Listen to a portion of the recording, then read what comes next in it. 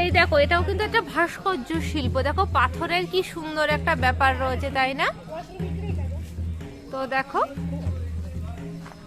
খুব সুন্দর। ওয়াশরুম এই সাইডে আছে, পরের সাথে দেখো।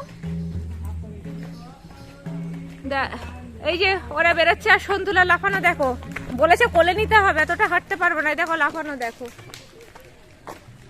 এই দেখো গাছপালাগুলোর তলায় ভাস্কর্য, অসাধারণ একটা ব্যাপার। বসারও কিন্তু জায়গা আছে। সন্তুলা কত হ্যাপি, এই যে নাচ করতে করতে চলে গেছে।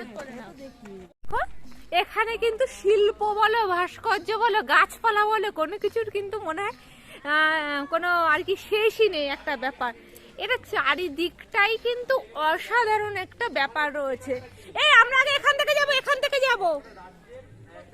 এই ঘরগুলো সব প্রত্যেকটা রাজ্যের এক একটা ঘর দেখে তারপর ওই সাইড দিয়ে বেরিয়ে যাবো। এই দেখো কাঠের একটা গাছের, কি সুন্দর মনে হয় ওনাদেরই চিন্তা ভাবনায় সম্ভব। একটা গাছকে কিভাবে অসাধারণ ভাবে তৈরি করেছে, মনে হচ্ছে পাখি বসেছে উড়ে যাচ্ছে। কি অদ্ভুত তাদের, মানে সত্যি শিল্পীর দৃষ্টিভঙ্গি আলাদা। Salute salute salute. অবশ্যই অবশ্যই অবশ্যই। আমিও তো শিল্পী, আমাকেও স্যালুট করো। এই যে আমার শিল্প, আর একটা ফুর্তির শেষ নেই। All Times entertainer.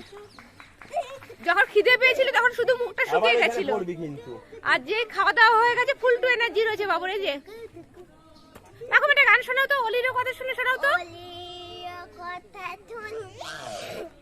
এখন মুড নেই, বদমাইশি করছে। এই দেখো কি সুন্দর গাছটা রয়েছে, চারিদিকে বেশ একটা কালারফুল ব্যাপার। আর চারিদিকে কিন্তু একটা শিল্প ব্যাপার, ভাস্কর্য বলো এমনি বলো, সব শিল্প ব্যাপার। সর্দি ভাই ফুলগুলো দেখেছো কত বড় বড় না, আর কি সুন্দর দেখো। এই ফুলগুলো একটু বেশি বড় সাইজে, দেখো অসাধারণ লাগছে, কিন্তু সত্যি খুব ভালো লাগছে। আর এই যে ঘরগুলো রয়েছে না, এগুলো সব এক একটা রাজ্যের এক একটা শিল্প। তো আমি এখন ঘরগুলোতে ঢুকবো আর তোমাদেরকে দেখাবো।